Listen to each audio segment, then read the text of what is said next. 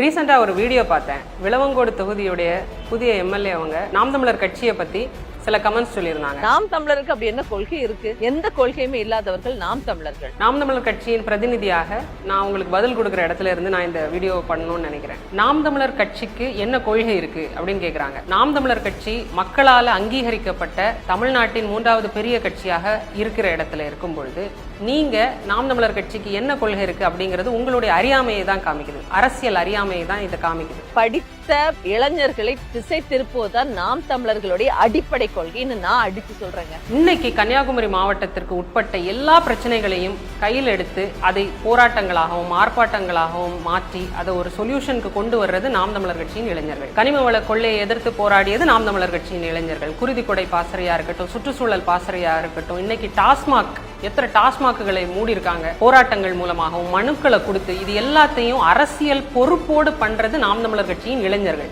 இவங்களை எப்படி நீங்க நாம் தமிழர் கட்சி சரியான முறையில வழி நடத்தல அப்படின்னு சொல்றீங்க? அதை நான் வன்மையாக கண்டிக்கிறோம். பழைய டேப் ரெக்கார்டர் மாதிரியே பேசினதே பேசாம நம்மளுடைய தம்பிகளை பார்த்து ஒரு நியூ ஏஜ் பாலிடிக்ஸ்னா என்ன அப்படிங்கறது கத்துக்கவாது முயற்சி செய்யுங்க.